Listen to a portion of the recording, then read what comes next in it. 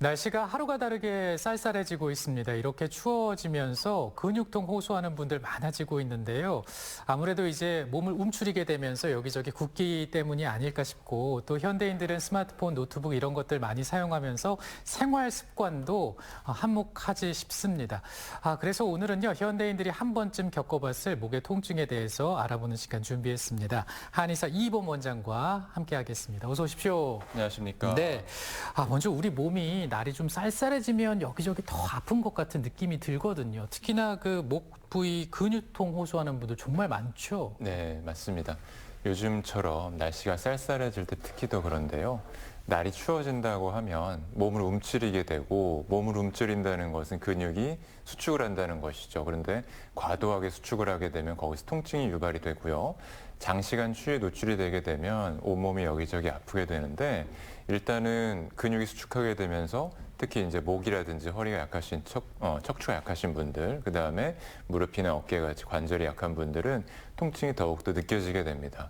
그리고 요즘같이 일교차가 심할 때 새벽에 특히 문제가 되는데 밤에 잘 때보다 이제 새벽에 온도가 더 많이 떨어지게 되면서 네네. 밤에 충분히 따뜻하게 하지 않고 자게 되면 새벽에 추위가 더 느껴지면서 통증이 유발이 되는 거죠. 아하. 예, 그리고 새벽에 추우면은 반드시 잠에 깨게 되는데 보통 우리 몸은 잠에서 이제 잠을 푹 들어야 몸이 회복이 되고 상처 부위가 이제 회복이 되는 건데 그게 역할이 안 되니까 새벽에 추워지면서 통증을 더 느껴진다고 보시면 되겠습니다. 그렇군요. 네. 이 증상도 이 말씀하시는 분들마다 좀 다르더라고요. 뭐 누구는 쑤신다, 누구는 시린다, 누구는 막 무거운 거를 막 어깨에 짊어지고 있는 것 같다라고 말씀을 하시는데 이 주로 어떤 증상들을 많이 호소하시나요? 네, 일단은 목 통증에 있어서 목이 아픈 게 일단 우선이고 기본적이고 그 다음에 이제 말씀하신 것처럼 목 위에, 어깨 위에 누가 앉아 있는 것 같다라고 표현하시는 분들도 많이 있습니다. 그리고 근육이 뭐 찢어진다고 하는 분들도 있고요. 그런데 이제 목에 붙어 있는 근육들을 보면은 목에만 있는 것이 아니고 그다음에 이제 등이라든지 어깨 쪽에 같이 붙어 있는 게 많기 때문에 네. 목이 뻣뻣해서 잘 움직이지 않는다라고 하면은 목뿐만이 아니고 등이라든지 이 승모근 쪽도 같이 뻣뻣해서 움직일 수가 없는 거죠. 다들 한번 느껴보셨을 거예요. 자고 일어났는데 목이 움직이질 않는다. 등이 뻣뻣해서 잘 움직여지질 않는다라고 하는 걸 말이죠. 그리고 또 한 가지는 두통인데요. 머리가 아프게 되면 보통 환자분들이 머릿속에 뭔가 문제가 있지 않을까 하는 걱정 때문에 이제 병원에 오시는 분들이 많이 계시는데 보통은 이제 병원에 외래로 오시는 분들 같은 경우에는 머리가 아픈 이유가 목에서 출발하는 경우가 많이 있습니다. 목 근육이 많이 긴장이 되게 되면 네네. 뒷목이 뻣뻣하면서 머리까지 통증이 연결이 되고 그 다음에 관자놀이가 아프다든지 하는 증상들이 있게 되죠. 네. 이 두통도 이제 이 목 통증으로 나올 수 있다. 이런 말씀까지 해주셨는데 요즘엔 또 일자목, 거북목 이런 얘기도 많이 합니다. 그래서 한번 준비를 해봤습니다. 환자들이 궁금해하는 질문 지금부터 만나보죠.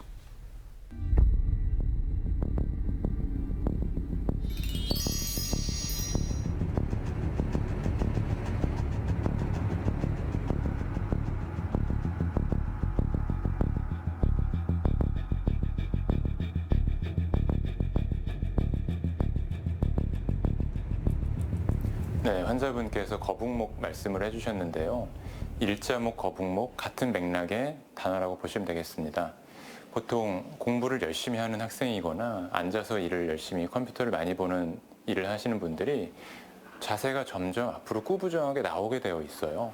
그렇게 되면 등이 굽으면서 목이 앞으로 빠지게 되는데 그러면서 목에 원래 있던 만곡이 C자 커브에서 일자가 됩니다. 이것을 일자목이라고 하고 목이 앞으로 빠져나와 있는 것을 거북목이라고 하는데 보통 의학 용어로서 거북목, 일자목은 아니지만 직관적으로 보기에 목의 상태를 나타내기 좋아서 그렇게 쓰시는 것 같습니다. 일자목이라든지 거북목이 지속이 되면 문제가 뭐냐면 머리를 받쳐주는 역할을 잘 못하게 되기 때문에 목의 디스크라든지 뼈에는 굉장히 많은 부담이 될 수밖에 없습니다.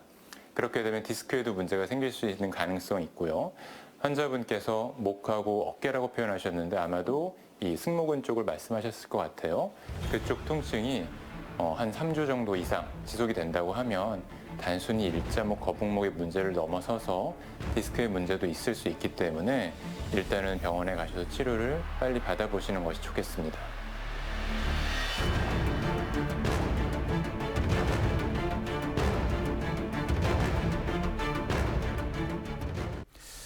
네, 화면에서 설명을 해주신 것처럼 이제 일반적인 통증인 줄 알았던 목이나 어깨의 통증이 디스크로 발전된 게 아닌가 싶은데, 근데 이제 그 목 디스크는 좀 심각한 경우 아닌가요?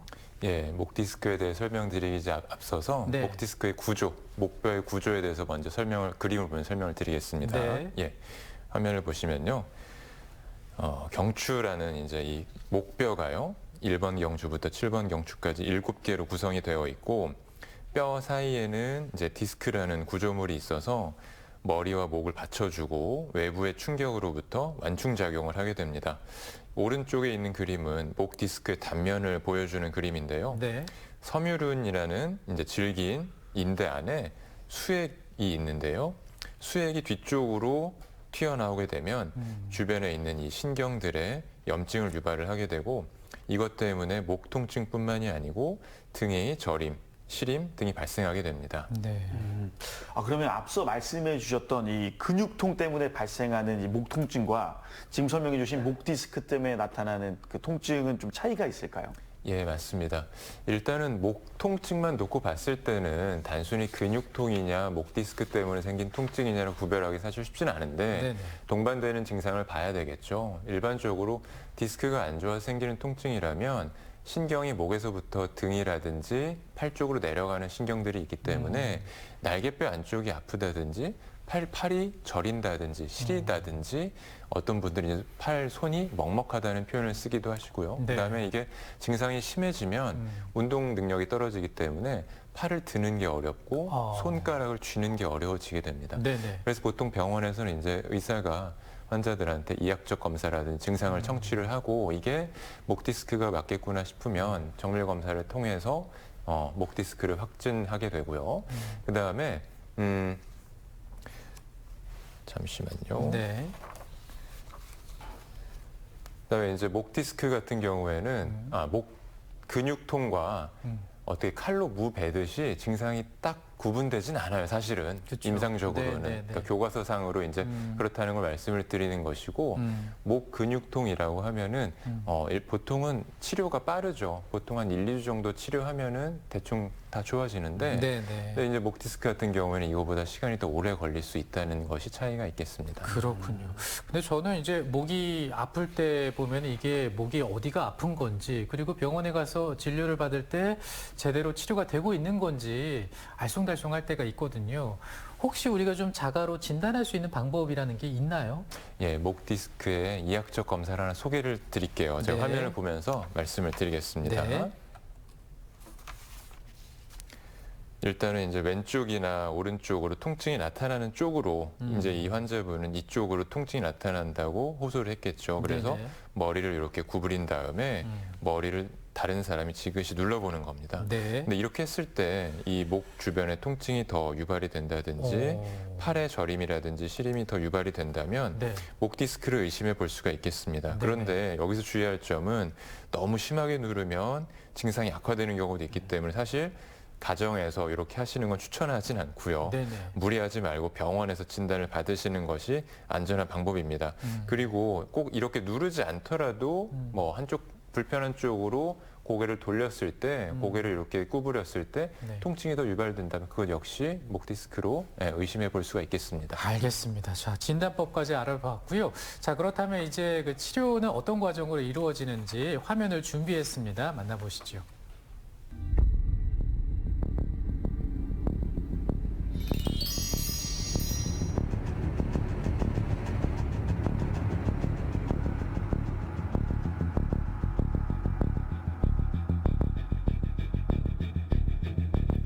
네, 일단 목 디스크 치료를 하는 데 있어서 한약과 약침이 어떻게 작용을 하는가에 대해서 환자분들이 많이 궁금해 하시는데요. 우리 몸이 디스크가 안 좋은 상태를 거꾸로 생각을 해보면 약효가 어떻게 발휘하는지 알 수 있게 됩니다. 보통 디스크가 튀어나오게 되면 주변 신경에 염증을 유발을 하게 되고 신경에 염증이 유발되면 손상이 되죠. 그렇게 되면서 목뿐만이 아니고 어깨, 팔 쪽으로 저린감, 아픔, 땡김 이런 식으로 증상이 나타나는데 이것을 거꾸로 생각을 해보면 일단 초기에는 한약물로서 이 디스크 주변에 신경 주변의 염증 상태를 줄여주게 됩니다. 그렇게 되면 통증이 줄어들고 팔이 당기고 저린 것이 줄어들게 되겠죠. 그 이후에는 디스크 주변에 근육하고 인대를 튼튼하게 하고 뼈를 튼튼하게 하는 한약물을 씀으로써 디스크가 약해져 있는 부분을 보강하도록 해서 앞으로 재발하지 않도록 하는 효과가 있습니다. 약침이라는 것은 한약을 주사로 만들었다고 생각하시면 편한데요. 한약을 먹어서 작용하는 것도 있지만 주사용으로 만들어서 혈자리에 주입을 함으로써 한약의 효과와 치매 효과를 동시에 본다고 생각하시면 되겠습니다. 예전에는 한약을 먹는 것만 생각을 했지만 지금은 약침으로 만드는 기술이 발전을 하고 한의사가 시술을 제대로 하게 됨으로써 약침 치료로도 충분히 좋은 효과를 나타낼 수 있게 됩니다.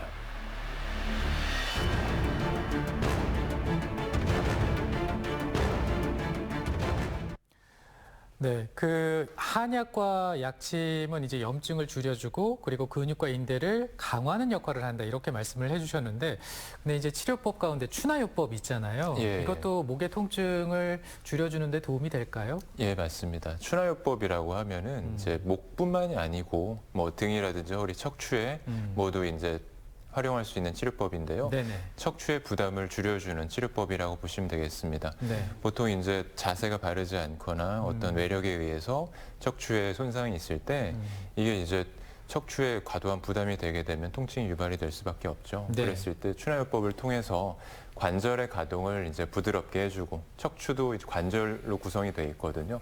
관절의 가동을 부드럽게 해주고 근육이 긴장된 걸 풀어줌으로써 목이라든지 등, 허리가 통증이 없이 튼튼하게 오랫동안 지낼 수 있게 되겠습니다.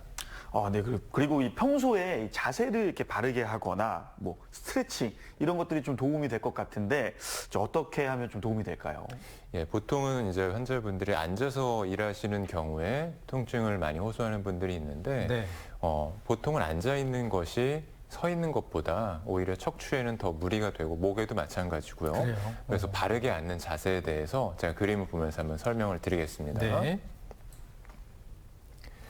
그래서 앉아서 이렇게 일을 하시는 경우가 많죠. 그래서 이제 이거는 첫 번째 그림 같은 경우에는 이 눈 높이가 컴퓨터보다 더 낮기 때문에 모니터가 더 낮기 때문에, 그래서 눈높이보다 모니터가 낮으니까 당연히 고개가 앞으로 숙여지겠죠.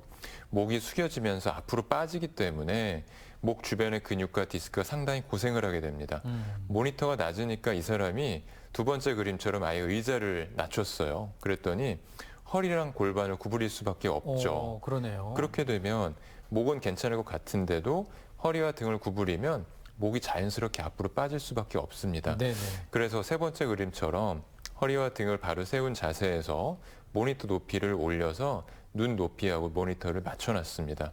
중간중간 이제 목의 위치도 신경을 써서 앞으로 나가지 않도록 하고요. 그래서 보통 이렇게 바른 자세로 앉아서 일을 하는 것도 중요하고 당연히 중요하겠고요. 네네. 그런데 이제 아까도 말씀드린 것처럼 앉아서 일하는 것 자체가 서 있는 것보다는 허리에 많이 부담이 되기 때문에 한 20-30분 정도 앉아서 일을 한다고 하면 중간에 일어나서 몇 분이라도 짧게라도 스트레칭을 통해서 목 근육을 풀어주는 것이 좋겠습니다. 네.